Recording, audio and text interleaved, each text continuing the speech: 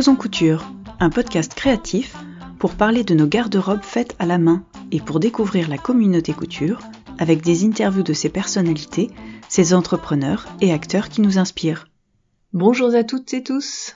Je suis Mathilde, votre hôte, et fondatrice d'Atelier Sherwood. Je suis coach en images pour couturières et créatrice de ce podcast. Bonjour à toutes et à tous. Aujourd'hui, je reçois Milena. Bonjour Milena. Bonjour. Est-ce que tu peux te présenter à nos auditeurs et auditrices, s'il te plaît? Oui, Qui es-tu? carrément. Alors, donc, je m'appelle Milena, comme tu viens de le dire. J'ai une marque de patron de lingerie qui s'appelle Eclipse Lingerie Studio. Je fais aussi des ateliers de couture de sous-vêtements, bien évidemment. Et j'ai aussi écrit un livre qui s'appelle Mon atelier lingerie, qui est un livre de patron et de couture, toujours de lingerie. Très bien, aux éditions Et voilà. La Plage. Aux éditions La Plage, oui, tout à fait. Super. Bravo. Comment est-ce que tu en es arrivée là? C'est quoi ton parcours? Alors, c'est une très bonne question, parce que mon parcours, il n'a pas du tout été linéaire. Dans le sens où, en fait, j'ai toujours voulu faire de la couture et j'ai toujours été assez intéressée par la lingerie, mais c'était pas du tout un projet professionnel au début, sachant que déjà, moi, j'ai passé un bac général. Après, j'ai fait une fac de lettres, de lettres de théâtre d'ailleurs, où j'étudiais des textes de théâtre et tout, donc rien à voir avec la lingerie. Mais justement, quand j'ai fait ça, je me suis dit bon, c'est bien gentil, mais en fait, j'ai envie de faire un truc avec de mes mains. Et du coup, j'ai commencé à regarder les écoles de couture, etc. Et c'est là que je me suis dit, j'ai trop envie de faire de la lingerie. Sauf que, en fait, j'ai pas trouvé de formation parce que les formations, déjà, trouver des formations professionnelles quand tu es sorti, enfin, quand tu as déjà le bac, etc., c'est très compliqué. Sinon, c'est des écoles privées qui n'étaient pas du tout dans mon budget. Ouais. Du coup, je me suis dit, bon, bah, écoute, t'étais dans une fac de théâtre, bah, va faire des costumes. Oui. Ça reste de la couture, tu vois. Du coup, j'ai fait une formation, ça s'appelle un DTMS, dans les costumes. Après, j'ai travaillé pas mal de temps dans le théâtre, en habillage. Et après, j'ai fait une formation en corset, formation professionnelle, en me disant, bon, bah, finalement, c'est plus proche que je puisse trouver de la lingerie. C'est ça. Et après, du coup, j'ai appris à faire de la lingerie un peu toute seule dans mon coin, en cousant des culottes absolument pas portables et des soutiens-gorge super bizarres pendant longtemps. Et après, j'ai encore fait des formations en Angleterre, D'accord. à distance, en modélisme de soutien-gorge à armature, en gros. D'accord. Et ça, c'est Voilà. des formations en Angleterre qui sont des formations professionnelles que on peut trouver, enfin, qui font partie des cursus anglais de formation. Ouais, en fait, c'est une université.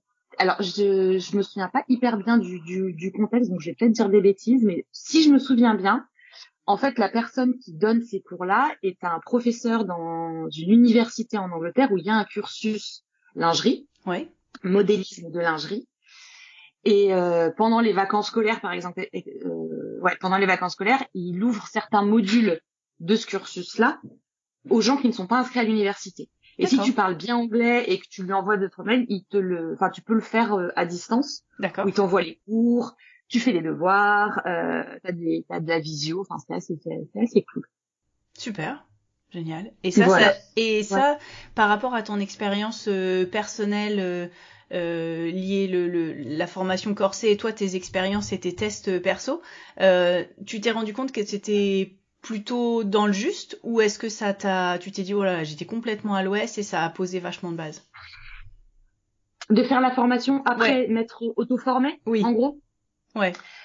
Ça a plutôt, je dirais que ça a confirmé certaines choses et surtout ça répond à beaucoup de questions que. En fait, moi, j'aime beaucoup l'idée de s'auto-former parce que je trouve que quand tu fais une formation, on t'apprend une manière de faire. Tout à fait. Quand tu te formes toi-même, t'apprends 12 manières de faire et finalement, tu fais le tri, quoi. Tu vois, il y a des trucs, tu sais, ok, ça marche pas, ok, ça marche. Par contre, tu perds énormément de temps parce que c'est très long tout ça. Tout à fait. Et des fois, il y a t'as des questions. Et en fait, le livre, il peut pas te répondre si la réponse, elle est pas dedans, quoi. Donc c'était surtout pour avoir des fois des réponses à des questions super bêtes. Mais au moins, t'as une réponse, quoi. Mais sinon, c'était plutôt dans le juste et c'était plus pour aussi me rassurer dans le sens où des fois t'as aussi besoin que quelqu'un qui fait ça depuis longtemps te dise oui c'est bon, tu vas dans la bonne direction et c'est comme ça qu'on fait quoi. Ouais, tu gagnes en Même si t'as essayé, légitimité. pour toi ça marche quoi. Ouais. Bon, super. Et pourquoi la lingerie particulièrement? Et ben je pense qu'il y a plein de raisons. Déjà en tant qu'objet, je trouve ça super beau. J'adore. Moi j'aime bien la dentelle. Voilà, je trouve que c'est des pièces que je trouve jolies. Et je pense que ça a marché sur moi enfin marché. J'aurais pu essayer et finalement ah oui bon j'aime bien la lingerie mais j'aime pas en faire. Ouais. Je pense que j'adore en faire parce que c'est une manière de travailler qui me correspond. Dans le sens où c'est des petites pièces, alors faut être très précis, mais ça dure pas longtemps. Ouais. Tu vois, c'est ta couture si elle fait 20 centimètres, c'est le bout du monde. Oui. Du coup, moi j'aime bien. On n'est pas sur des longueurs rideaux, quoi. Voilà, c'est ça. Tu vois, genre des fois les rares fois où je me fais des vêtements, c'est la dernière fois j'avais fait une jupe cercle avec l'ourlet, mais ça met 1000 ans et demi, quoi. Alors c'est pas très compliqué, mais alors c'est fou. Voilà quoi. Là, voilà, c'est des toutes petites pièces et on change tout le temps d'étapes, etc. Donc moi, c'est aussi une manière de travailler que j'aime beaucoup. Très varié. Ouais. C'est varié, c'est ça, ouais, voilà, ça change. Et puis aussi, c'est des projets qui peuvent être terminés assez rapidement, dans le sens où, au pire du pire, un soutien-gorge compliqué, mais vraiment, dans le pire des cas, en une journée, c'est fait, quoi. Ouais. Tu vois, alors que, je sais pas, un manteau, tu le fais pas en une journée, c'est pas possible, quoi. C'est sur plusieurs jours, tu vois. Une culotte, là, en 2 heures, et en 2 heures, c'est vraiment, avec la découpe du patron, tu sais plus où sont tes élastiques, t'hésites entre le tissu, enfin voilà. Ça peut être l'argument numéro 1 si vous avez envie de vous mettre à la lingerie, quoi. Mais carrément. Mais c'est hyper satisfaisant au début, quoi. Tu vois, c'est, voilà, en 2 heures, mon projet, il est terminé. Bah oui, c'est un côté très, très addictif après. Ça peut. Carrément. Ah oui, ça complètement, ouais. Se refaire une garde-robe culotte. Comment est-ce que t'en es passé, ton parcours ensuite, t'as commencé directement des patrons? Ou est-ce que t'as eu envie de vendre, est-ce que t'as pensé à une marque de lingerie ou comment ça s'est fait dans ta tête, ce partage en fait, ou le fait d'en vivre, comment t'en es venu à ça quoi en fait? Alors, au tout début, je faisais pas du tout de patron, je faisais pas du tout des ateliers, je faisais de la lingerie pour des gens, enfin j'avais une marque de lingerie et j'avais un blog aussi dans lequel je parlais un peu de comment de ma vie de bonjour, j'ai une marque de lingerie et de mes recherches de tissus, de qu'est-ce que c'est qu'être entrepreneur. Enfin voilà, je parlais un peu de tout ça et du coup, j'avais pas mal de gens qui me demandaient de comment faire de la lingerie. Et du coup t'as pas un patron? Puis à un moment j'avais fait un petit patron que j'avais mis gratuit sur mon site et en fait ça marchait à fond et du coup j'ai fait je vais écrire un petit peu plus d'articles techniques, tu vois, de couture, de comment coudre d'élastique pré-plié, des choses comme ça, et ça marchait hyper bien et moi j'aimais beaucoup j'aimais bien parler de ça parce que en fait mais je pense que pas mal de gens sont comme ça. Pour moi, d'expliquer quelque chose, c'est une manière pour moi de l'intégrer. Si j'arrive à l'expliquer, c'est que j'ai acquis, tu vois. Ouais. Du coup, pendant longtemps, ça a été ma manière à moi de confirmer mes acquis, si tu veux. De t'auto-valider. Et voilà, c'est ça. Et ça a intéressé pas mal de gens. Et en fait, c'est petit à petit, j'étais là, tiens, ce patron-là, c'est vrai qu'il est assez chouette. Du coup, moi, je l'ai pas mal utilisé. Du coup, voilà, je vais voir si les gens ont envie d'acheter un patron de culotte, tu vois. Et les gens avaient envie d'acheter un patron de culotte. Donc là, il y avait quasiment pas de patron de lingerie. Je crois quand j'ai commencé à faire des patrons, je crois qu'il y avait que Barbara de Je fais mes dessous, tu vois. Enfin, en France. Ouais. Si je me souviens bien, il y avait peut-être d'autres marques, mais je me souviens pas. Et puis voilà. Et en fait, c'est petit à petit. Je continuais à faire de la lingerie à côté. Je faisais de plus en plus de patrons. Et puis après, j'ai commencé un petit peu à faire des ateliers. Et après, je travaillais encore à côté de temps en temps dans le théâtre. Après, je travaillais à côté dans un bar de nuit pour pouvoir avoir la journée pour coudre et tout ça. Et c'était très fatigant. Au bout d'un moment, j'ai arrêté. C'est là. Bon, en fait, il faut faire un choix. Il y a un moment, il faut dormir. Il y a un moment, il faut dormir. Et surtout, à un moment, si tu veux te consacrer à 100% à ta boîte, il faut que 100% de ton temps de travail dédié à ça. Si tu restes toujours sur du 50%, ça sera toujours du 50%. Ouais. Et du coup, j'ai fait ça. J'ai arrêté mon boulot alimentaire et voilà. Du coup, ça m'a permis de faire plus d'ateliers. Et après, au bout d'un moment, j'ai complètement arrêté la partie confection de lingerie. J'ai changé de nom de marque. C'est devenu Eclipse Lingerie Studio. Et puis voilà. Super. Voilà. Et pourquoi le changement de nom, il était... Alors, moi j'adorais ton ancien nom. Est-ce que c'était un choix en disant je change je réoriente mon travail vraiment sur ça, ou c'était parce que t'étais plus sur la confection sur l'autre nom, ou comment ça s'est passé ce changement de nom? Il y a un peu plusieurs choses en même temps. Alors déjà, l'ancien nom, donc c'était Monsieur est une traînée. Et la première chose, c'est que je me suis rapidement rendu compte que les personnes qui m'achetaient de la lingerie n'étaient pas du tout les mêmes personnes qui m'achetaient des patrons. D'accord. Et les personnes qui m'achetaient de la lingerie, la plupart du temps, kiffaient le nom, ça les fait beaucoup rire, etc. Et les personnes qui achetaient des patrons, c'était 50-50, c'était très mitigé. Et par exemple, une fois, il y avait quelqu'un qui m'avait dit par exemple qui était une dame qui a un magasin de couture à Grenoble, qui m'a dit moi j'adore ce que tu fais mais je sais que mes clientes je pourrais pas leur vendre des patrons avec ce nom-là. Tu vois. D'accord. C'était très clivant en fait. Voilà. Et du coup je me suis dit bon, d'une part à un moment si tu veux que ça soit ton travail, en fait il faut que ça soit en accord avec les personnes qui achètent des patrons, normal. Et en plus de ça, je voulais aussi bien séparer les deux activités, donc l'activité de confection et l'activité de patron. Donc Oui. j'étais là très bien, comme ça j'aurais deux marques séparées pour deux activités et deux publics différents. Oui. Et puis avec le temps, c'est aussi que quand tu vois j'ai créé ma marque de lingerie, j'étais beaucoup plus jeune. Je pense que je me suis lassée en fait, tout simplement. Tu vois, c'était rigolo, c'était fun, et puis en fait ça a perdu pour moi de son originalité. Oui, Et en comme même de temps, toute façon je voulais plus, après j'ai décidé d'arrêter l'activité de confection. Voilà, c'était ça a été logique, fluide, le passage de l'un à l'autre. voilà, exactement. Bon. Et aujourd'hui, tu fais des ateliers à quelle fréquence? Ça fait partie de ton activité, c'est ponctuel ou c'est très genre toutes les semaines ou... Alors c'est pas toutes les semaines, c'est au minimum une fois par mois. D'accord. Et des fois plus parce que par exemple j'en fais dans mon atelier à Grenoble, mais j'en fais des fois à Marseille, j'en fais de temps en temps à Paris, puis de temps en temps dans d'autres lieux ailleurs en France. Du coup, par exemple, si souvent quand j'ai un atelier qui n'est pas à Grenoble, c'est possible que le même mois, j'ai aussi un atelier à Grenoble.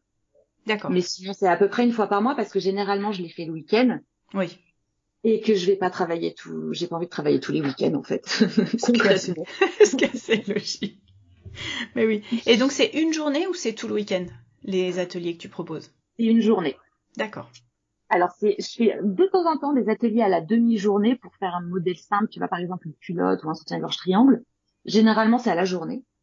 Et peut-être l'an prochain, je vais essayer de faire ça sur un week-end où, par exemple, mais c'est une idée comme ça, hein, pas du tout sûr que je le fasse, où je me dis, tu vois, tu fais samedi, dimanche, et samedi, on fait, par exemple, la culotte, et on commence le soutien-gorge à armature, et puis le dimanche, on fait le soutien-gorge à armature, on le finit, on a le temps de faire de l'essayage et de voir les ajustements, parce qu'en fait, quand tu fais le soutien-gorge à armature, donc on le fait sur une journée, c'est sport, ça se fait, tu vois, mais c'est des journées qui sont quand même intenses, bien complètes. Et du coup, on a le temps de faire un essayage rapide, de voir les ajustements, mais c'est très très rapide. Ouais. C'est oui, alors du coup, tiens, ce serait peut-être bien si tu décales les bretelles de 5 cm, non pas du tout, de 5 mm, tu vois. Et puis on y va parce qu'il est 20h et que tout le monde est crevé, quoi. Du coup, je me dis que sur 2 jours, ça peut être une formule un petit peu différente et plus détente. Et du coup, ça permettrait de faire un bas assorti. Oui, avec plus d'accompagnement aussi vraiment sur le fit. Ouais. Ce qui est pourquoi sûrement les gens viennent te voir. Quelles sont les raisons pour lesquelles les gens... est-ce qu'il y a besoin d'une raison d'ailleurs, mais est-ce que tu as remarqué que ton public était... comment dire, Est-ce qu'il y avait une raison ou une envie particulière? Pourquoi ils viennent te voir, toi, pour les Alors, il y stages a, armature? je dirais qu'il y a trois catégories, on va dire, grosso modo. La première catégorie, c'est des personnes qui vont. Alors, c'est pas du tout par ordre d'importance ou il y a plus de gens, c'est l'ordre dans lequel j'y pense. C'est des gens qui font déjà beaucoup de couture et qui sont intéressés par la lingerie comme c'est un peu un défi technique. Ouais. Tu vois, elles cousent beaucoup, elles ont fait beaucoup de choses et c'est un peu le seul domaine qu'elles ont pas encore fait. Du coup, ça les intéresse beaucoup parce que c'est enfin quelque chose de nouveau. D'accord. C'est un petit challenge technique Super. elles ont envie de cocher la case, j'ai fait mon soutien-gorge. La deuxième catégorie, on va dire, c'est des gens qui sont intéressés par la lingerie en soi, qui ont envie de se la fabriquer. Et c'est souvent une volonté aussi d'être plus autonome sur la manière de consommer des vêtements, des sous-vêtements, tu vois. J'ai envie de savoir faire ma lingerie. Et choisir sûrement ses couleurs, ses dentelles, etc., quoi. Voilà, et du coup, et puis aussi j'ai l'impression que c'est vraiment une volonté d'être autonome, tu vois, D'accord. là-dessus. Ouais. Et troisième catégorie, ça va être, je trouve pas ce qui me va dans le commerce parce que j'ai pas une morphologie standard et ou j'ai pas des goûts standards. Ouais. Et du coup, je veux apprendre à faire moi parce qu'il faut bien que je porte un soutien-gorge et que ça me fait tout le temps mal. Du coup, il y en a marre. Oui. Et qu'il n'y a pas de raison, on le redit, que ça fasse mal. Exactement. Sur justement cette question du standard, toi, comment t'as fait tes choix de taille et est-ce que tu sens que tu peux accompagner toutes les poitrines et toutes les fesses, on va dire? Alors, toutes les fesses, c'est oui, parce que ça, c'est beaucoup plus facile dans le sens où t'as beaucoup moins, t'as pas la notion de maintien dans une culotte. Tu vois, une culotte, Oui. il faut que tu sois bien dedans, il faut que tu la trouves jolie, il faut qu'elle recouvre ce que tu as décidé de recouvrir. Oui. Mais voilà, c'est à peu près tout. Pour un soutien-gorge, c'est beaucoup plus compliqué. Et est-ce que je peux accompagner toutes les poitrines? Je pense que oui, mais par contre, si en atelier, oui. En atelier, oui. Après, je t'avoue que j'ai jamais non plus rencontré de personnes où je me suis dit, qui avait vraiment une morphologie où je me suis dit, ça va être très compliqué. Tu vois. Donc ça veut dire qu'a priori, tu peux. Ouais, après, c'est pas forcément du premier coup. Par exemple, si quelqu'un arrive avec, parce que, alors attends, je remonte mon petit fil. Quand je fais un patron, qui ne va pas forcément être pour les ateliers, que je fais un patron que je vends, je ne fais pas pour les soutiens-gorge, je ne fais pas des tailles, je fais pas toutes les tailles parce que tous les modèles ne sont pas adaptés à toutes les poitrines. Tu vois. Ça c'est posé. Voilà. Et je parle pas forcément je parle pas du tout en termes d'esthétique parce que ça, tu peux porter ce que tu veux si ça te plaît. Oui. Je parle en termes de maintien, de par exemple un soutien-gorge triangle. Si tu as une forte poitrine, ça va être très joli, mais par contre, tu vas pas courir derrière ton bus, quoi. Tu vois ce que je veux dire avec Je vois parfaitement. à un moment, tu vois, et moi j'ai pas envie de vendre un patron où je dis oui, je le fais dans toutes les tailles et en fait toutes les personnes qui font un bonnet par exemple, en fait elles sont toutes hyper déçues parce qu'elles s'attendent à un truc qui les maintient et en fait ça marche pas. D'accord. Tu vois, faut être moi je pense qu'il faut être honnête sur ce que tu fais et sur ce que tu peux faire. Ouais. Et pour les soutiens-gorge avec armature, c'est plus le problème est pas tant dans le patron que je peux faire, le problème est dans les armatures que je peux trouver. Parce que alors il y a un problème de trouver des armatures en grande taille tout court qui est déjà pas très évident et surtout moi je trouve que les armatures à partir d'une certaine taille elles sont mal gradées dans le sens où elles sont gradées en largeur et en hauteur mais trop en largeur et pas assez en hauteur. Du coup, sur certaines personnes, ça te fait que tu te retrouves avec une armature qui vient qui arrive limite au milieu du dos. Ouais. Tu vois. La hauteur, elle est pile poil, quoi. Il faudrait pas moins.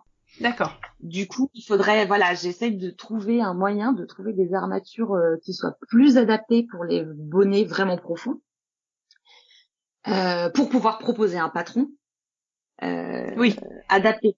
Parce que, en fait, je peux pas, enfin, pour un soutien-gorge à armature, si je fais un patron, il faut que les personnes qui achètent le patron puissent trouver les fournitures pour le faire. Donc, si je fais un patron pour une armature qui n'existe pas, Ça va pas être c'est possible. compliqué. Voilà. Tu vois. Donc, en atelier, j'ai la personne en face, on prend des mesures, elle vient souvent, je leur dis souvent de venir avec un soutien-gorge qui leur va. Comme ça, on peut voir, on essaye des choses, et pour les personnes avec des grands bonnets, quand elles viennent en atelier, je les préviens à l'avance, je leur dis, on va te faire un soutien-gorge. Clairement, tu repartiras avec un soutien-gorge. Je te garantis pas qu'il taille du premier coup. D'accord. Parce que ça demande des ajustements pour tout le monde, quasiment. Ouais, alors après, généralement, tu pars avec un soutien-gorge qui est largement portable, hein, tu vois, c'est des ajustements, c'est si tu veux vraiment le fit parfait. Oui. Très souvent, tu dois ajuster des petites choses, tu vois. Mais Ouais. ce qui veut pas dire que ton soutien-gorge, tu vas pas du tout le porter, il va pas t'aller. Ouais. Tu vois, C'est qu'on peut faire encore mieux. Voilà, par contre, c'est compliqué. Parce que il faut vérifier que la forme taille, que le maintien taille, qu'on a pris les bons matériaux, parce que le choix des matériaux, il est hyper important pour les bonnets plus profonds. Ouais. Donc ça fait beaucoup de paramètres. Ouais. Où, oui, c'est pas toujours du premier coup que ça va aller, mais il n'y a pas de raison que ça n'aille pas en faisant des ajustements. Je voudrais revenir sur les armatures. En fait, une armature, elle mesure quoi? En fait, c'est quoi le principe de l'armature et comment on l'a choisi vite fait? Enfin, les critères de recherche, c'est... Parce que tu parlais de largeur, de Alors, hauteur. ouais. Bah, en fait, quand tu couds un soutien-gorge avec armature, quand tu achètes ton patron, tu dois avoir à l'intérieur de ton patron une charte avec la forme des armatures que tu dois acheter. D'accord. Tu vois, parce qu'en fait, toutes les armatures ont une forme différente qui correspond au modèle de soutien-gorge. Soutien-gorge corbeille, il va avoir des armatures assez hautes sur les côtés. Ouais. Un soutien-gorge push-up, il va avoir une armature qui est très basse à l'avant parce que tu as un décolleté plus plongeant. Ouais. Tu vois. Et en fait, bah enfin, il y a plein de sortes d'armatures différentes. Donc moi, généralement, je fais très simplement, je regarde quels sont les modèles d'armature que les gens peuvent acheter au détail, et tu fais ton patron en fonction. D'accord. Et du coup, quand tu achètes un patron, voilà, tu dois avoir une charte avec le gabarit de toutes les armatures dans toutes les tailles. Et comme ça, quand tu achètes ton armature, tu la poses sur ta feuille et tu vérifies qu'elle est bien à la bonne taille et qu'elle a la bonne forme. D'accord. Et il y avait un deuxième point à ta question, mais j'ai oublié ce que c'était. En fait, donc l'armature que tu achètes, elle correspond à celle du gabarit, ça ok. Et j'ai bien compris que tu partais de l'armature pour créer un modèle parce que justement, il était pensé en termes d'ouverture de bonnet et de placement sur tous les éléments à partir de l'armature. Mais l'armature, en fait, elle, Ouais. la hauteur peut-être sur les côtés, etc. En quoi c'est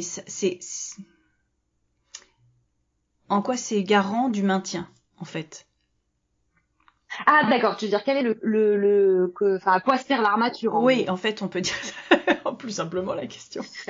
Alors, bon, ça sert à plein de trucs. Pour faire rapide, ça sert à faire en sorte que, en fait, ton bonnet, il est en tissu, donc Oui. c'est souple. Donc l'armature, déjà, elle permet au bonnet de garder sa forme, Oui. tu vois. Donc, du coup, plus il y a de poids dans le bonnet, si tu veux, mieux enfin, plus vite il va se déformer. Donc, l'armature permet au bonnet de garder la forme que la personne qui a fait le patron a décidé que le bonnet devait avoir. D'accord. Et aussi, ça permet de séparer la poitrine. Parce que si tu prends un soutien-gorge sans armature, tu peux avoir un très bon maintien avec un soutien-gorge sans armature, ça c'est si tu as des bons matériaux, une bonne coupe, etc. Par contre, les soutiens-gorge sans armature, ça a tendance à compresser la poitrine, tu vois, Oui. pour maintenir justement, comme ta brassière de sport. Et du coup, tu n'as pas cet effet, le galbe est différent en fait. D'accord. Surtout visuellement, tu n'as pas les deux seins séparés. Tu Oui. vois, ça fait plus un monobloc. Les armatures, ça permet du coup de venir, tu vois, séparer chaque sein, de le maintenir dans son bonnet, et en théorie que ça ne bouge une fois que c'est fait. Très bien. Et donc, j'imagine que quand on prend un patron, ou sur ton blog, ou sur le livre, il y a toutes les informations sur comment choisir sa taille, en fait. Oui. Alors après, c'est pour un soutien-gorge à armature, je dis toujours, là, quand tu te mesures pour trouver ta taille, il faut pas prendre ça comme une vérité absolue, il faut prendre ça comme un point de départ. D'accord. Parce que la manière la plus courante de se mesurer pour un soutien-gorge à armature, avec ton tour de dessous de poitrine pour trouver ta taille de dos. Donc ça, généralement, il n'y a pas de souci. Ouais. Et pour la taille de bonnet, c'est en mesurant la différence entre ton tour de poitrine et ton tour de dessous de poitrine. D'accord. Ça marche dans le sens où ça te donne une taille relativement correcte, mais les mesures, ça dit pas tout. Ça, surtout pour la lingerie, surtout pour les soutiens-gorge, parce que par exemple, quelqu'un qui va être très très musclé et quelqu'un qui va avoir la chair plus molle, même si tu fais la même mesure, tu vois tu Oui. mesures exactement la même chose en centimètres, peut-être que tu vas pas faire la même taille parce que du coup tu vas avoir la chair plus ou moins compressible. Du coup, tu vas prendre une taille plus ou moins petite pour pallier à ça. Il y a aussi que, en fait, sur un soutien-gorge à armature, on décide un peu que telle armature va avec telle profondeur de bonnet. D'accord. Mais que, il y a des gens qui n'ont pas la forme de sein qui correspond à ça, donc qui ont besoin d'une armature qui est en fait plus petite ou plus grande que leur profondeur de bonnet, tu vois. Donc ça peut changer la taille ou tout simplement ça veut dire qu'il faut que tu fasses des ajustements. Tu vas avoir des personnes avec la poitrine plus ou moins resserrée, plus ou moins écartée. Enfin voilà, il y a aussi juste les préférences personnelles. Si t'aimes bien être à l'aise, t'es à l'aise. Il y a la forme de la poitrine. Si tu as plus de chair sur le dessus du sein que sur le dessous du sein, tu vas pas des fois prendre la même taille, même si les mesures sont les mêmes. Ça va pas non plus être la même forme de soutien-gorge qui va t'aller. Enfin bon, il y a plein de paramètres à prendre en compte que tu ne peux pas mesurer en fait. Donc tu te mesures de taille, c'est un point de départ. Ouais. C'est pas deux mesures générales qui vont définir tes seins, quoi. Oui, non mais voilà. Ok, la première chose que tu vas essayer, c'est cette taille-là. Ouais, c'est un point de départ, c'est ça. Et après, voilà. Et après, en fonction du résultat, on va voir. Après, généralement, en vrai, ça marche quand même pour la plupart des gens. Hein. Mais c'est pas garanti, tu vois. C'est pas aussi simple que tu fais tant de centimètres de tour de taille, du coup, si tu fais une ceinture à la bonne mesure, ça va t'aller, tu vois. C'est un peu, c'est plus subtil. Après, je tiens à dire que c'est là, c'est vraiment pour les soutiens-gorge avec armature. Pour les soutiens-gorge sans armature, vu qu'on est souvent sur des matériaux extensibles, oui, laisse une marge de manœuvre plus grande. Et moi, je sais que je leur dis, tu vois, vous prenez pas trop la tête sur la taille du soutien-gorge sans armature, dans le sens où ça va vous aller. Ouais. Après, ça sera peut-être, ce sera un peu plus couvrant, un peu moins couvrant que ce qu'on aimerait, mais tu pourras le porter, c'est sûr. J'avais envie de savoir, toi, comment, quand on pense lingerie, on pense rapport au corps, féminité. Comment est-ce que toi, personnellement, ça te parle et comment est-ce que comment ça se traduit, toi, dans ta communication et comment est-ce que toi, tu le vis avec tes clientes, en fait, ou tes clients? Vaste question. C'est une vaste question. J'ai plein de choses à dire sur le sujet et du coup, je sais pas vraiment par où pour commencer. Je pense que c'est un sujet sensible pour beaucoup de personnes. Et du coup, moi, les gens qui viennent me voir, tous pour une chose différente. Et ils attendent ils cherchent tous quelque chose de différent de leur lingerie. Ouais. Et des fois, c'est pour se sentir mieux dans leur corps, des fois pas. Et en fait, c'est pas à moi de leur imposer ma vision de la lingerie. Ouais. Pour moi, c'est un truc, c'est hyper personnel. En plus de ça, il y a plein de discours que moi, je déteste autour de la lingerie de manière générale. Tu vois tous les trucs de révéler ta féminité ou quoi. Enfin, je trouve ça, moi, ça me parle. Le féminité, je le trouve un peu pourra en général de toute façon, parce que ça englobe plein de choses qui, moi, ne me parlent pas. Et après, si ça parle à des gens, en fait, c'est génial. Et si ça leur permet d'être plus à l'aise dans leur corps, c'est super. Mais c'est pas à moi de leur dire, ta lingerie, ça va te permettre d'être bien dans ton corps, parce qu'en fait, c'est pas vrai pour tout le monde. Enfin, tu vois. Tout à fait. Donc voilà. J'essaye de pas en fait, volontairement, je parle pas trop de ça parce que j'ai pas envie d'imposer un truc.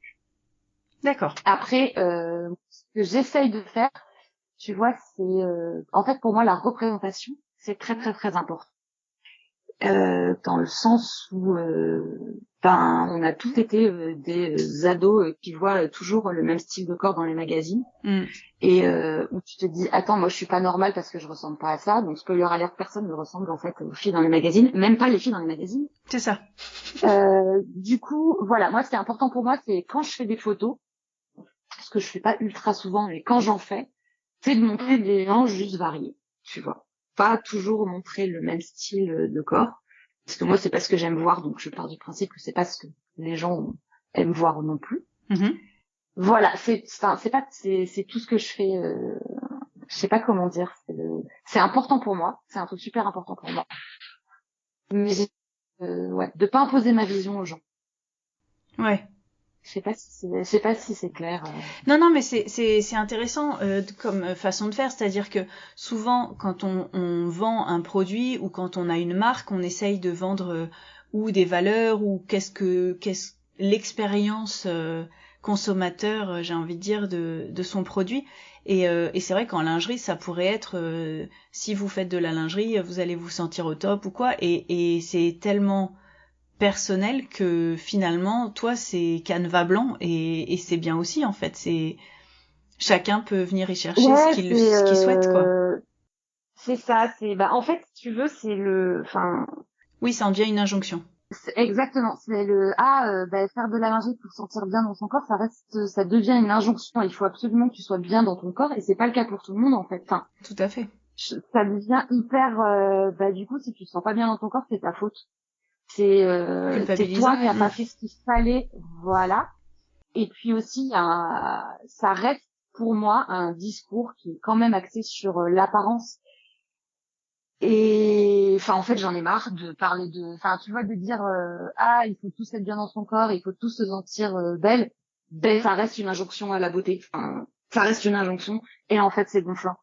Tout à fait. Du coup tu vois, t'as le droit, en fait t'as le droit d'être pas bien dans ton corps et de te faire de la lingerie, t'as le droit d'être bien dans ton corps et de te faire de la lingerie, t'as le droit de te faire des sous-vêtements et ça va t'aider, et t'as le droit de faire des sous-vêtements et ça va pas t'aider et c'est pas grave en fait.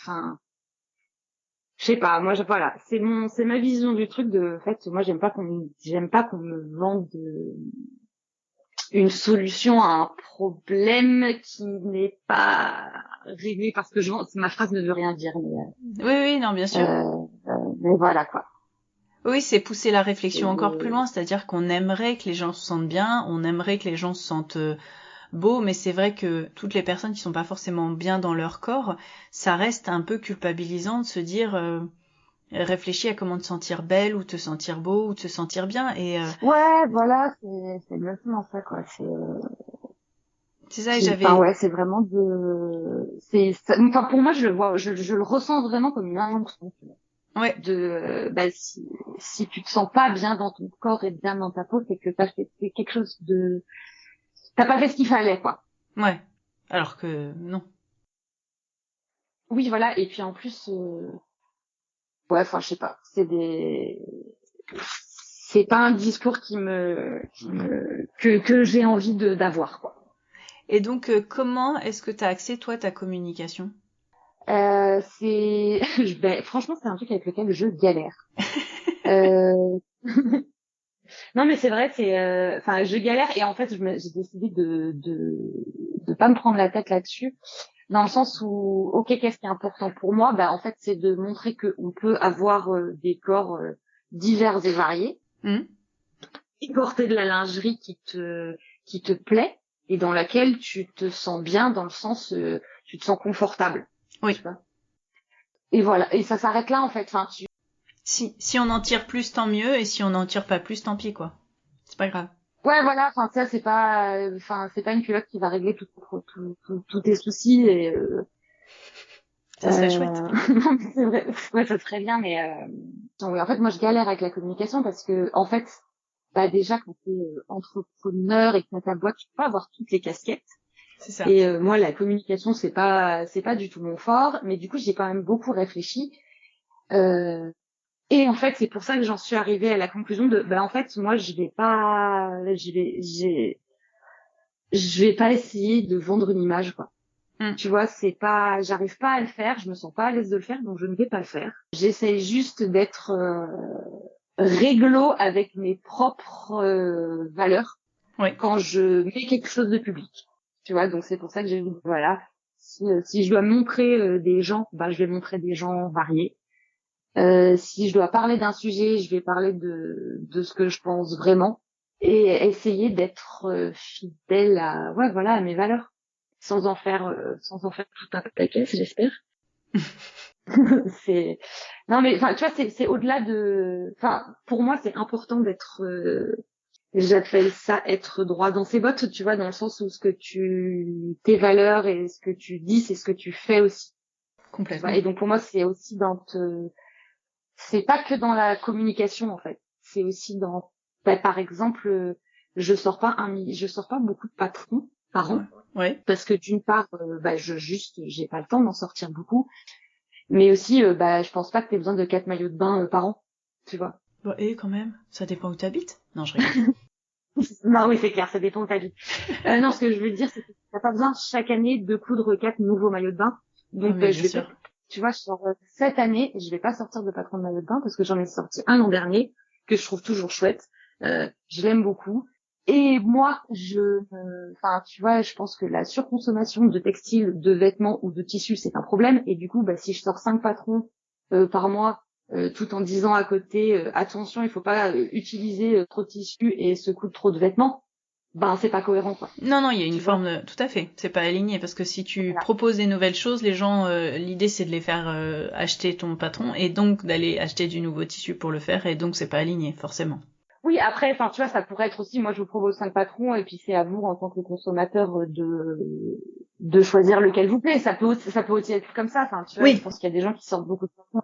C'est pas forcément un problème. Je pense que c'est, pour avoir discuté sur les salons ou au quotidien avec des créateurs ou des créatrices, c'est vraiment un questionnement, c'est-à-dire que quel est notre rôle et quelle est notre place et comment on est aligné avec nos valeurs quand l'idée c'est que de faire en sorte que les gens t'achètent quelque chose pour que ça te permette de vivre de ce que toi, de ce qui toi te fait kiffer de ton entreprise, et en même temps dire non, consommer moins ou consommer de manière raisonnable, et de se dire en quoi je participe à ça et quelle est ma place justement dans ce monde où peut-être on pourrait moins consommer, quoi. Oui, c'est compliqué. Après, faut pas non plus, je pense que on peut pas non plus être parfait et tout le temps tout le temps super aligné avec toutes tes convictions parce qu'on n'est pas des super humains. Non. C'est normal aussi des fois de dire oui, ça c'est pas ce que je préférerais faire, mais à un moment il faut que je mange et que tu vois et que je paye mon loyer ou des choses comme ça. Mais voilà, c'est essayer d'être le plus en accord possible, mais c'est pas évident. Et pour en avoir effectivement parlé avec d'autres aussi créateurs de patrons, c'est un vrai questionnement. Et puis surtout que tu peux pas, tu ne maîtrises pas tout parce que tu ne maîtrises pas la manière dont les gens consomment tes produits, quoi que tu fasses. Tout à fait.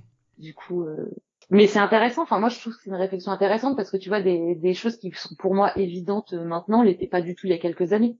Du coup, c'est un chemin. Je trouve ça chouette aussi de tout, de se questionner, de s'interroger, puis de t'améliorer, des fois de revenir en arrière sur des choses. Oui, on a le droit de se tromper aussi. Oui, voilà, puis d'essayer des trucs, puis ça marche pas, puis c'est pas grave, on réessaye, on retente autre chose. Est-ce que toi, d'ailleurs, donc tu vends des patrons, est-ce que tu vends des kits des fois? De temps en temps. Donc je pense qu'on est assez clair sur on n'en a pas parlé, mais l'avantage d'un kit, c'est qu'il y a toutes les fournitures et la particularité de la lingerie. Autant c'est rapide, c'est petit, ça se fait bien, mais en fait, il y a une multitude de fournitures pour une seule pièce, en tout cas en soutien-gorge, au moins. Ouais. Il y en a plusieurs aussi sur la culotte, et souvent ce sont des matières qui sont un petit peu plus techniques qu'en couture classique de vêtements. Est-ce que tu peux nous dire un petit peu comment toi t'envisages la question des matières au sein de tes ateliers, et comment est-ce que tu conseilles? J'imagine que tu as beaucoup de questions de tes clients-clientes. Comment ça se passe? Alors déjà, truc de base, en lingerie et en couture de manière générale, mais quand vous avez un patron et qu'on vous dit qu'il faut prendre un tissu avec ou sans élasticité, il faut absolument respecter ça, c'est le truc primordial, parce que les patrons pour tissu extensible, ils sont prévus pour une élasticité particulière, et du coup, de prendre quelque chose de plus ou moins extensible, ça fait que le patron, juste, il ira pas. C'est ça. Donc déjà, voilà, ça c'est super important. Après, pour les soutiens-gorge avec armature, généralement, c'est là que ça devient plus technique. Souvent, pour les soutiens-gorge sans armature, on est sur des tissus extensibles. Donc, si tu choisis des tissus avec l'élasticité recommandée, ça va bien se passer. Pour les soutiens-gorge avec armature, c'est des tissus qui sont effectivement plus techniques et souvent, c'est ça qui fait un petit peu peur. Après, en fait, ce qu'il faut savoir, c'est que sur un soutien-gorge avec armature, tout ce qui est dehors, le tissu extérieur, c'est pour faire joli. Donc, vous pouvez un peu prendre ce que vous voulez. Ce qui est important, c'est les doublures. Donc, c'est tout ce qui est à l'intérieur. Et c'est là qu'il faut vraiment faire attention à ce qu'on choisit et donc bien choisir les tissus qui sont recommandés par le patron. Et généralement, on a 3 matières, voire 2 principales. Donc, la première, ça va être le PowerNet, qui est un tulle extensible mais très ferme qu'on va utiliser pour le dos, le soutien-gorge. Ensuite, on va utiliser généralement un tissu très très très très stable pour tout ce qui est la basque. Donc la basque, c'est tout ce qui est sous les bonnets du soutien-gorge, devant. Donc là, on veut un tissu très stable parce qu'en fait, les armatures, elles vont venir tirer sur cette partie-là. Et si on a un tissu qui n'est pas stable, les armatures, elles vont pas bien se placer. Du coup, le galbe, il va pas être là et le maintien, il va pas être là. D'accord. Donc pour cette partie-là, généralement, on recommande un tissu qui s'appelle de la marquisette. D'accord. Qui est donc un tissu très fin spécial pour la lingerie, donc très fin et très stable. On peut utiliser d'autres choses. On peut aussi utiliser des tulles bloqués, donc qui sont qui est un tulle pour la lingerie qui va être bloqué dans les deux sens, comme on l'appelle. On peut utiliser du tulle qui n'est pas bloqué et l'utiliser en double couche pour faire quelque chose de plus solide. Voilà, il y a plusieurs possibilités. Ça reste des matières spéciales lingerie. Il y a plusieurs possibilités. Et le dernier tissu qu'on va utiliser, c'est pour doubler les bonnets. Et là, ça va dépendre un petit peu du patron et des préférences personnelles. Il y a beaucoup de gens qui recommandent d'utiliser de la marquisette pour les bonnets. Moi, j'aime pas trop ça parce que je trouve ça trop raide. Mais après, voilà, chacun ses préférences. On va utiliser également du tulle bloqué ou du tulle doux. Ouais. Voilà, pour les tissus, enfin, ça s'arrête là, ça en fait quand même déjà 2 ou 3 selon selon ce que tu utilises pour la basque et les bonnets. Mais par exemple, pour simplifier la vie, moi, la plupart du temps, quand je fais des soutiens-gorge à armature, je n'utilise pas de marquisette parce que j'aime pas la marquisette pour les bonnets. Et ça me gonfle d'acheter de la marquisette juste pour la basque. En fait, je prends du tulle, j'achète un tulle qui est un tulle lingerie, donc un tulle doux, sans élasticité, qui est bloqué, donc il est vraiment très stable. Et donc, il fait le même job que la marquisette. Et il reste assez souple pour les bonnets. Du coup, ça te permet, de dire, j'ai que 2 tissus techniques au lieu de 3. C'est quand même pas... Et quitte à les utiliser en double couche si tu veux plus de maintien, parce que comme le tulle, ça reste extrêmement fin, ça va pas te faire trop de surépaisseur de l'utiliser à double, quoi. Ouais. Bien sûr. Après, en plus de ça, là, souvent, c'est des coloris assez bateaux, tu vois, c'est du blanc, c'est du noir, c'est du beige, éventuellement du rouge ou du bleu, tu vois. C'est un peu un petit investissement de matériaux au début, mais après, t'as ton petit fond de roulement. D'accord. Après, il n'y a pas que les tissus, il y a les élastiques aussi, qui viennent jouer dans ça. Donc, c'est aussi des critères à prendre en compte. Donc, l'idée des kits. En fait, moi, je trouve que les kits, c'est intéressant quand tu débutes parce que ça te permet de voir qu'est-ce qu'il faut avoir pour quels endroits. Et une fois que t'as compris le rôle de chaque tissu et de chaque élastique, tu vas pouvoir par toi-même te dire ok, là je vais plutôt prendre ce tissu-là, je vais acheter ça, voilà. Oui, on va pouvoir improviser, mais avec une base et avec des informations déjà, quoi. Voilà, tu vas savoir pour les sous-bras, j'ai toujours, tu vois, dans les kits il y a des élastiques un petit peu fermes, je sais que c'est ce genre d'élastique-là qu'il me faut pour les sous-bras. C'est un petit guide. Après tu peux te lancer seul là-dedans. Et puis, des fois, je dis que t'as pas envie, et enfin, c'est plus simple pour toi d'avoir un kit, et puis, parce que tu veux pas te prendre la tête, et pourquoi pas. Bien sûr, bien sûr, bien sûr. Et toi, tu guides beaucoup tes clients comme ça? Tes clientes et tes clients? Bah, disons, quand je fais quand je fais un atelier, du coup, je leur prévois des kits, tu Ouais. vois. Du coup, dans ces cas-là, au début de l'atelier, je fais toujours un petit brief sur, vous avez ça dans votre kit, pourquoi vous avez ça, Mhm. et à quoi ça sert, à quel endroit ça va, qu'est-ce que vous pouvez prendre à la place. Parce que là, on a les matières sous les mains, c'est beaucoup plus facile. Je les soutiens-gorge. Ah ben voilà, sur celui-là, dans ton kit, tu as tel style d'élastique. Regarde sur ce soutien-gorge là. Bah, des fois, j'ai utilisé un autre. Ouais. Il a pas la même tête, mais il remplit la même fonction. Oui. Du coup, tu pourras utiliser n'importe quel élastique que tu veux, tant que tu vois qu'il a cette largeur-là et qu'il a cette fermeté-là. Après, qu'il soit droit, qu'il ait des picots, qu'il ait de la dentelle, on s'en fout. Enfin, on s'en fout pas, c'est esthétique. Oui. D'accord. Et est-ce que tu as vu des évolutions sur la fourniture de lingerie, en fait? Parce que tu disais qu'il y avait déjà pas beaucoup de patrons au départ. Moi, je pense qu'il y a aussi une évolution. Est-ce que tu la sens et est-ce que ça joue sur toi la façon dont les gens appréhendent la lingerie, enfin la réalisation personnelle de lingerie aujourd'hui? Mais complètement. Moi, je sais que quand j'ai commencé à faire de la lingerie, il y avait pas de, je crois qu'il y avait pas de, déjà, il y avait pas de boutique spécialisée lingerie en France, très clairement. J'ai acheté la plupart des trucs, enfin, en Angleterre ou aux États-Unis, tu vois. Ouais. Le truc le plus absurde, les armatures que j'achète, elles sont fabriquées à côté de Lyon, donc juste à côté de chez moi. Ouais. Donc maintenant, j'ai le volume pour les acheter directement chez le fabricant, pas de souci. Mais avant ça, du coup, il y avait des merceries en France qui avaient décidé d'en vendre pas longtemps avant. Mais à un moment, il n'y en avait pas du tout en France. Et du coup, les armatures qui sont fabriquées à moins de 100 km de chez moi, je devais les acheter au détail aux États-Unis. Du coup, j'étais là, c'était complètement absurde. Mais du coup, heureusement, rapidement, il y avait Barbara, je fais mes dessous, qui avait ouvert sa mercerie. Du coup, j'ai fait des armatures à elle, qui était quand même bien plus pratique. Et du coup, oui, clairement, il y a eu une grosse évolution parce que moi, oui, ouais, il y a quelques années, il y avait rien, il y avait vite fait. Des fois, tu trouvais des dentelles, des choses comme ça, un peu au petit bonheur la chance sur Internet. Pareil pour les élastiques, mais c'était vraiment, c'était le choix était pauvre. Ouais. Et là, du coup, maintenant, on a quand même, déjà, il y a pas mal de, enfin, il y a quelques boutiques spécialisées lingerie, qui sont ouvertes. Et il y a pas mal de merceries qui proposent des tissus lingerie. Alors, ils ont jamais un choix délirant, mais bon, t'as des produits de base, t'as des élastiques de base, t'as des tissus de base. Bon, c'est très bien pour commencer, quoi.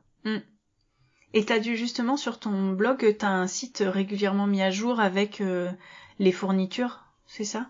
J'ai cru voir ça. Ouais, moi j'ai un article, un article sur mon site où je mets les boutiques que j'aime bien, alors qui est régulièrement mis à jour. Je pense que ça doit faire plus d'1 an que je ne l'ai pas mis à jour, mais je crois que la dernière fois que j'ai regardé, tout ce qui était dedans était encore existant Bon. et toujours correct. Après, il y a peut-être des nouvelles boutiques qui sont apparues et que je n'ai pas rajoutées dedans, mais Ça sera pour dans 1 an. ça sera pour dans 1 an. Après, voilà, c'est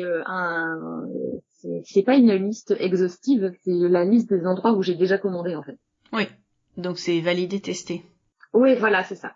Après, je pense qu'il y a d'autres adresses, mais du coup, voilà, hein, si vous avez des boutiques que vous avez bien aimées, où vous commandez régulièrement et qui sont pas dans cette liste, n'hésitez pas à m'envoyer un mail, je les rajouterai en précisant, j'ai pas commandé, mais on me l'a recommandé. Très bien. Donc je mettrai bien l'article à disposition sur les notes pour qu'on puisse s'y référer si nécessaire. Suite à tout ça, tu as fait un livre. Comment ça s'est fait? Est-ce que tu peux nous raconter un petit peu l'histoire de ce livre sur la lingerie? En fait, alors tu vois, c'est ce que je te disais au début. Déjà, moi, d'expliquer comment je fais les choses, c'est une manière pour moi de les enregistrer et de vérifier que je les sais. Du coup, c'est un peu un projet que j'ai depuis le début que je fais de la lingerie, si tu veux. Oui. Dans le sens où à chaque fois je me dis tiens, ça j'aurais bien aimé avoir un livre où on m'explique ça, où on m'explique ça, ou ça. Du coup, c'est un projet qui était en ma tête depuis des années et des années. Donc, j'avais un petit dossier sur mon ordinateur où de temps en temps, je mettais des choses, des idées de, tu vois, de table des matières, ou ah tiens, ce serait cool qu'il y ait un petit passage sur ça. Et en fait, Génial. ouais. Et en fait, ça a démarré vraiment quand, en fait, c'est Carmen Bouchard qui écrivait un livre d'édition La Plage, Ouais. qui a fait un patron sur une robe, et en fait, c'est une robe qu'elle propose en plusieurs tailles de bonnet, tu vois. D'accord. Du coup, je l'ai aidé à développer les différentes tailles de bonnet pour son livre qui est édité aux éditions La Plage. Et puis du coup, vu que j'étais en contact avec la maison d'édition par rapport à ça, je me suis dit bon, je vais leur demander si ça les intéresse, un livre sur la lingerie. Et il s'avérait que ça les intéressait carrément. Donc et qu'en plus de ça, c'était le début du premier confinement, donc j'avais vraiment rien d'autre à faire que de travailler là-dessus. Bon. Vu que je faisais pas d'atelier. Tout à fait. Et voilà, et du coup ça a commencé comme ça. Du coup je leur ai proposé une ébauche je leur ai fait un mood board avec comment je voyais le livre, avec qu'est-ce qui est le contenu, ce genre de choses. Et puis ça les a emballés, et voilà. Puis après ça a pris du temps parce que ça a été repoussé plusieurs fois à la sortie, parce que du coup je sais même plus pourquoi, mais juste parce qu'il y a eu le Covid au milieu qui a Tout chamboulé. tout mis sens de. Du coup, j'ai eu le temps de bien travailler dessus pendant très longtemps, ce qui était presque un problème à la fin, parce que moi, si tu me donnes 6 mois pour travailler sur un truc, je vais travailler pendant 6 mois, mais si tu me donnes 2 ans, je vais travailler pendant 2 ans dessus. À la fin, j'en avais moins de marre pour travailler dessus. Et j'ai là, qu'on me donne une date de sortie, que j'arrête de travailler sur ça, parce que s'il n'était pas sorti, je serais encore en train de travailler dessus, quoi. En fait, l'idée que j'avais, c'était de faire En fait, moi, j'ai regardé qu'est-ce que c'est les livres de couture que j'aime bien. Et en fait, moi, les livres de couture que j'aime bien, c'est s'il y a des patrons, c'est avec des patrons qui sont pas forcément des trucs super tendance, mais des trucs basiques que je vais pouvoir décliner moi-même. Oui. Où ça me fait mes bases. Donc, je voulais Tout à vraiment fait. faire des patrons, un peu ta garde-robe, lingerie, de base, avec des modèles temporels que tu puisses après décliner. Ouais. Et surtout que ce soit un livre en fait, sur lequel t'es ton petit, sur lequel tu reviennes quand t'as une question technique. Tu vois, attends, je sais, quel que soit le patron que tu utilises ou quoi que ce soit que tu fasses, attends, je me souviens plus, c'est quoi, les élastiques qu'il faut pour coudre, sur un soutien-gorge, sur les sous-bras. Ouais. Attends, comment on fait un gousset en fourreau déjà? Ah ben voilà, tu vois. Du coup, ça, c'est, tu prends ton livre, tu cherches, ah ben voilà, les goussets en fourreau, c'est comme ça, coudre les élastiques à picot, c'est comme ça. Toutes les questions que toi tu t'étais posées à un moment et tu disais j'avais des questions peut-être parfois bêtes, mais en même temps j'avais pas de livre pour y répondre, et t'as essayé de répondre à tout ça en fait. C'est ça. Après tu peux jamais répondre à tout, Non, mais bien sûr. c'est un peu mon. Mais en fait je me sers moi-même de mon livre de temps en temps, dans le sens où du coup c'est aussi un moyen de mettre à plat tes manières de faire et tes techniques, les réglages des machines, etc. Tout à fait. Et du coup, des fois, je suis attends, comment je fais ça déjà? Ah bah attends, je vais regarder dans le livre parce que je sais que ça, je l'ai mesuré, je l'ai posé, et du coup, c'est bon. Oui, parce que finalement, on garde pas en tête toujours tous les questions très techniques ou les points techniques, et eux, ils n'étaient pas la première à me dire ça. Je me souviens plus de qui m'avait dit ça aussi. Je prends mon livre pour m'y référer, et je trouve ça génial en fait. Ça veut dire qu'on a bien bossé un moment et qu'on peut laisser la charge mentale du cerveau aller en se disant j'ai écrit un bouquin dessus, donc c'est bon. Ah, exactement ça. Tu vois, c'est mes mémos, c'est mes propres mémos techniques, quoi. Bon, ce qui est plutôt un très bon signe pour ceux qui l'acquièrent, en se disant c'est plutôt bien fait, parce que même la créatrice y revient régulièrement, quoi. C'est ça. Oui, c'est clair. Si je voudrais plus jamais l'ouvrir, je me dirais mince, c'est un souci, quoi. C'est ça. Justement, pour présenter tes patrons, déjà pour les préparer, comment tu fais? C'est toi qui testes toutes les tailles? T'as des gens qui les testent pour toi? Tu les testes sur des corps différents? Comment ça se passe, les questions de test chez toi? Et en fait, ça dépend du patron, parce que par exemple, un patron de culotte, ça va être quand même plus simple qu'à mettre au point que par exemple un patron de body. Oui. Parce que tu as plus de paramètres à prendre en compte. Donc généralement, ce que je fais, c'est que je fais le patron de base ou dans ma taille ou dans une taille, la taille de mon mannequin. Je le teste dans les deux tailles, enfin dans la taille du petit mannequin et dans ma taille à moi. Après, je grade. Si c'est des trucs simples, je demande, tu vois, je fais, puis je demande à une copine qui passe, ah, attends, viens ici, viens essayer ça, tu vois, pour vérifier que bon, dans les petites tailles, dans les grandes tailles, ça passe. Ouais. Après, je développe le patron et puis je le fais tester à des couturières, donc on teste de patron classique. Généralement, je modifie toujours au moins un petit peu le patron après ça. Après, quand c'est des patrons un petit peu plus élaborés, je fonctionne un peu différemment. Ouais. C'est que du coup, par exemple là pour le maillot de bain que j'avais fait là cet été, enfin l'été dernier du coup, donc le point de départ est le même, c'est que je fais le patron dans la taille, je le fais en 38, je le grade jusqu'au 40, 42 qui est ma taille. Ça me permet aussi de vérifier que ma gradation est vaguement correcte parce que bon, sur juste une deux tailles de différence, tu vois pas encore le plus gros des erreurs, mais tu vois la tendance générale. Et après, ce que j'ai fait, c'est que donc je l'ai gradé dans d'autres tailles et en fait, je l'ai envoyé à des testeuses, mais à pas beaucoup. Mais par contre, j'avais quasiment pas fait le livret et tout ça. Et là, du coup, c'est des testeuses des fois que je rémunère dans le sens où il y a un vrai boulot de test et de confection où elles se prennent plus la tête parce que déjà c'est des pièces plus compliquées. Ouais. Mais c'est le patron, il n'est pas forcément hyper abouti. Du coup, j'ai vraiment besoin de retour par rapport à est-ce que quel ajustement tu as fait pour que le patron taille, qu'est-ce que tu en penses, quelles sont les difficultés que tu as rencontrées de montage, parce que dans ces cas-là, je leur envoie pas encore le livret finalisé parce que je préfère finaliser le patron d'abord. Enfin voilà, il y a beaucoup plus de travail de couture de leur part. Ouais, c'est pas juste un test d'un truc fini, c'est vraiment un travail d'essai Ah ouais, c'est vraiment erreur. ouais, c'est un truc d'essai erreur où du coup bah tu vois, elle m'envoie des photos dans un sens particulier. Enfin voilà, il y a un petit peu plus d'implication si je puis dire. Et puis c'est des pièces plus compliquées donc ce qui prennent plus de temps aussi. Et du coup là dans ces cas-là, c'est d'après ces retours, voilà, je modifie les patrons. Oui. Et après généralement je refais encore un test général à la fin pour être sûr que tout va bien ou pas. Et des fois bah je reprends, bah tu vois là par exemple, là je vais sortir un patron d'une culotte et d'un soutien-gorge triangle. Et alors le soutien-gorge triangle, c'est peut-être un truc super simple, mais ça a été le truc le plus prise de tête pour moi à faire. Ah. Parce que bah, vu qu'il n'y a pas beaucoup de pièces, il n'y a pas beaucoup d'endroits où tu peux ajuster et corriger tes erreurs. Et donc du coup, si tu corriges, tu modifies un truc à un endroit, bah, c'est l'autre pièce qui va plus. Enfin bref, grosse prise de tête.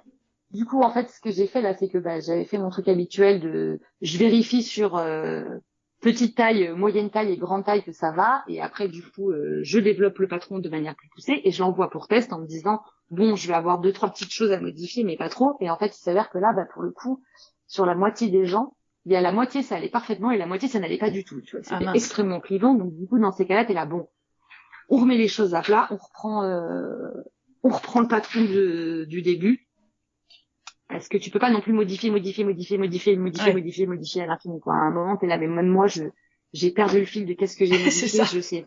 Des fois, ça va, et t'es là, mais en fait, si je ne sais pas pourquoi ça va, il y a un problème, tu vois. Ah oui, c'est compliqué aussi. Enfin, pour moi, en tout cas. Voilà. Du coup, bah là, par exemple, sur ce fameux soutien-gorge triangle, je suis repartie de zéro.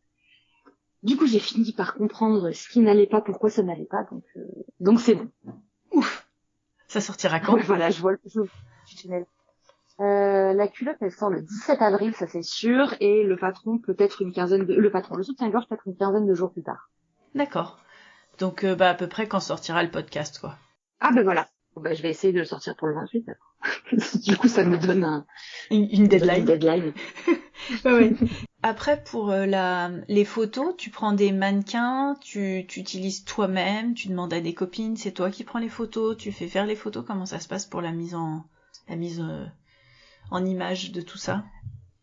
Alors, après, c'est moi qui prends les photos pour Instagram, tu vois, de petites choses. Après, quand c'est des photos pour une sortie de patron où tu fais un vrai shooting avec des gens, je prends une photographe qui est une amie à moi qui est photographe qui a aussi fait des photos pour le livre. Donc, déjà, j'aime beaucoup son travail et puis je lui fais totalement confiance. Du coup, Oui, vous êtes Du coup, c'est raccord. elle qui est là à chaque fois. Et pour les modèles, en fait, ça dépend. Euh, c'est ou des copines à moi, tu vois, avec qui on a déjà parlé, elles m'ont dit ah mais j'aimerais trop poser pour toi un jour, ou c'est moi qui leur ai dit j'aimerais trop que tu poses pour moi un jour. Des fois c'est Pascal, donc qui est la photographe, qui me dit ah mais attends l'autre jour j'ai fait un shooting avec telle personne, ça serait trop bien, ou qui y a une copine à elle aussi qui me dit ah mais il y a machin on en a parlé, elle serait trop motivée pour faire des photos avec nous. Enfin voilà, c'est assez varié. Ça m'est déjà arrivé aussi de trouver des gens, par exemple, sur Instagram, tu sais, des gens qui ont des comptes modèles photos, où je suis là, cette personne-là, Il y a quelque chose j'adore de ses sympa. photos, j'adore ses images. Ouais, voilà. C'est assez varié, et généralement c'est plus tiens, c'est cette personne-là qui m'inspire un truc, quoi. Tu vois, il y a quelque chose qui se passe, c'était là, j'ai envie de mettre cette personne-là en image. Super. Et justement, l'inspiration pour la création des patrons, comment ça se passe? Hum, très souvent finalement ça vient d'une demande où je me dis ah ouais ça serait cool, tu vois, de par exemple je sais pas, en atelier, où ça revient souvent par exemple pour le body que j'avais fait là, le body Pandore. C'est parce que tout le temps dans les ateliers les filles me disaient ah ben tiens, pourquoi tu fais pas un patron de body, j'aimerais trop un patron de body avec de la dentelle et tout, et du coup t'es là ah ouais tiens pourquoi pas. Puis du coup je commence à faire des petites recherches, et puis des fois ça s'arrête là, ça va pas plus loin, et des fois l'idée elle prend et ça continue. Des fois c'est tout simplement j'ai envie de sortir un nouveau patron de soutien-gorge sans armature, du coup je vais y réfléchir, je vais faire mes petites recherches, je vais faire des essais, des choses comme ça. Des fois c'est une contrainte technique, ou par exemple ça c'était plus pour la culotte Orion, tu vois, qui est une culotte tout en dentelle. Je me suis dit ah ben tiens, j'aimerais bien avoir un patron de culotte qui utilise que de la dentelle festonnée. Ouais. Et voilà, enfin moi je fonctionne souvent ou par demande ou par contrainte technique. Tu Ouais. vois, c'est rarement une envie je sais pas comment dire, de style ou de tendance. Tu vois, ça c'est plus quelque chose qui vient après. C'est plus j'ai envie d'une culotte tout en dentelle. Qu'est-ce qui va être qu'est-ce qui va être beau, qu'est-ce qui va être joli, tu vois. Oui. Ça c'est la deuxième étape. Comment on la met en image, Et du quoi. coup après, ouais voilà c'est ça. Après du coup je vais faire des dessins. Alors moi je suis pas une super dessinatrice. Après je dessine suffisamment bien pour que moi je comprenne ce que je fais et que ça me parle. Enfin, tu vois ce que je veux dire? Parce que des Oui. fois, en fait, la différence entre ce que tu as en tête et ce qui est concrètement possible, souvent t'as un fossé entre les deux. Oui. Du coup, t'es un peu obligé de passer par l'étape du dessin pour visualiser tes propres idées et te rendre compte que ah ben non, effectivement, je peux pas faire un truc qui est couvrant devant et pas derrière. Enfin, je dis n'importe quoi, mais Oui, oui. voilà.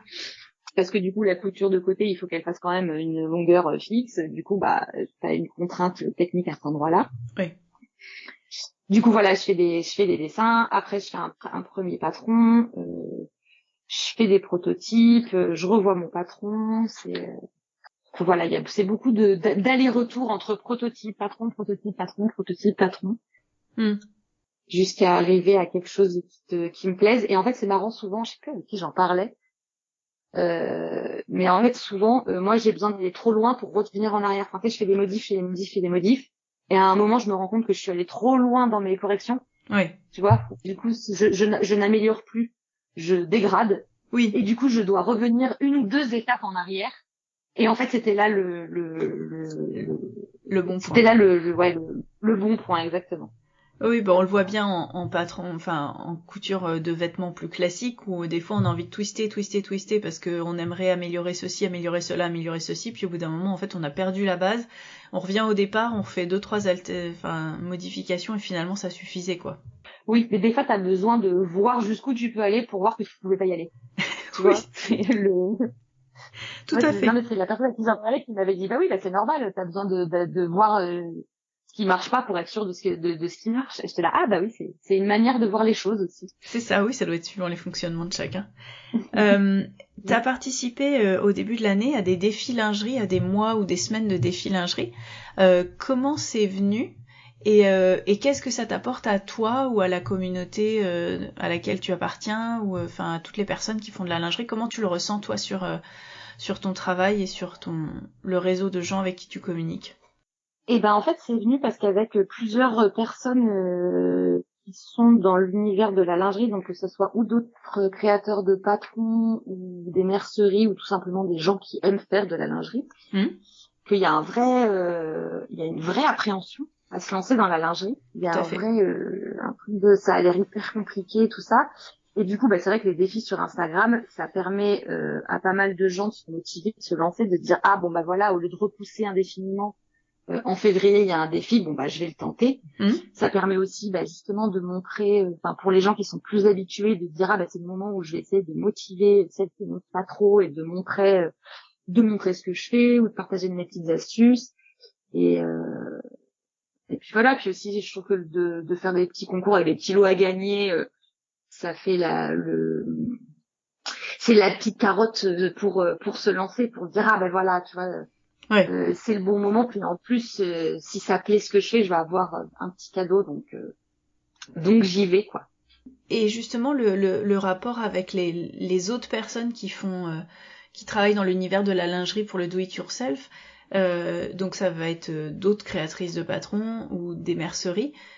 Comment ça se passe entre vous? Enfin il y a quelque chose de vous vous sentez ensemble, il y a vraiment une dynamique ou comment ça se passe? Écoute, c'est plutôt cool. C'est en tout cas pour ma part, je sais que je discute avec plusieurs créatrices et tout ça, on se donne un peu des fois des tuyaux, tu vois, des choses comme ça. Tu vois, par exemple, la dernière fois, on m'a proposé de faire des ateliers lingerie dans une région en France qui n'est pas du tout la mienne, et je me suis dit mais est-ce que c'est pas Fiti ou qui habite vers là-bas? Du coup, je leur ai dit écoutez, moi ça m'arrange pas spécialement, mais si ça vous dit vous d'aller par là-bas, je vous donne le plan, que c'était là, c'est pas trop vers nous, mais par contre nous on a quelqu'un qui voulait faire un atelier mais qui est pas dans notre région. Et du coup on lui a dit d'aller de se renseigner parce que tu fais des ateliers à Paris, tu vois. Ouais. Avec d'autres boutiques, par exemple, si moi je fais un patron, je vais leur dire tiens, là je vais faire un patron de soutien-gorge armature. Je sais que tu vends ce modèle-là. Est-ce que ça va être un truc suivi? Du coup, est-ce que je peux dire à mes clientes qu'elles peuvent se fournir chez toi pour ce modèle-là? Ouais. Tu vois, on essaye pas mal d'échanger et de s'entraider parce qu'en fait, on n'est pas 50 000 à faire ça. Du coup, autant serrer les coudes, et puis on sait tout ce que c'est d'avoir sa boîte, d'avoir une entreprise à gérer dans le milieu de la couture et du do it yourself. N'est-ce pas? Donc c'est cool d'en parler en fait. Ouais, d'avoir des collègues finalement d'une certaine façon. C'est exactement ça, tu vois, de dire puis aussi des fois c'est juste tiens, moi j'ai tel plan, j'ai été contactée par ce fournisseur là, tiens, si ça vous dit, je sais qu'il a des dentelles cool, enfin tu vois, moi ça m'intéresse pas, mais peut-être que ça intéresse quelqu'un d'autre. Oui, puisque vous avez des propositions différentes ou des univers différents. Voilà, donc des fois puis des fois avec d'autres personnes, il y a moins de communication et c'est plus juste c'est joli ce que tu fais, enfin tu vois. Ça marche bien aussi. Ça dépend aussi finalement sûrement de la personnalité quoi en fait. Oui, voilà, après moi c'est pas moi je trouve ça plutôt cool de s'entraider et de communiquer entre nous quoi, c'est plutôt chouette. Bon, super. Écoute, je crois que j'ai fait le tour de toutes mes questions. Eh ben super, j'espère que j'y ai répondu et que je suis pas trop partie dans des circonvolutions, je sais pas si c'est le mot qu'on dit, mais ça me paraissait adapté. Non. Je voulais m'excuser d'avance. La connexion n'était pas toujours très stable et nous en excusons. Parce que c'est vrai que c'est pas toujours agréable. Écoute, est-ce que tu voulais partager autre chose, nous dire autre chose de ce qui est l'essence de ton travail, tes convictions ou quelque chose, ou on a fait le tour? Écoute, je crois qu'on a fait le tour. Je rajouterais juste Je sais qu'il y a plein de gens qui ont peur de la lingerie et je vous promets que ça mord pas. Et que il faut se lancer et en fait, au pire, votre culotte, elle est moche et puis vous en referez une autre qui sera mieux. Ouais, Et dans le meilleur des cas, juste elle sera super et ça sera trop cool. ouais, tout à fait. Se lancer, c'est ce que j'espère. Voilà, exactement. Se lancer. J'ai Ouais, peur mais j'y vais. c'est ça. Bon, bah, il va falloir que je m'y mette aussi, parce que si je fais une série de 3 podcasts sur la lingerie, il y a bien un moment, il va falloir que je sois l'exemple. Bon, en tout cas, merci beaucoup, Milena, pour cet entretien. Et puis, bah, écoute, bonne continuation, bons ateliers, belle rencontre avec le public, et puis à bientôt. Eh ben, merci à toi et à bientôt. Je suis conseillère en images pour couturière. Je vous propose une formation coaching de groupe de 4 semaines. Vous pourrez prendre le temps de définir votre morphologie, découvrir vos couleurs, établir votre style et écouter vos ressentis.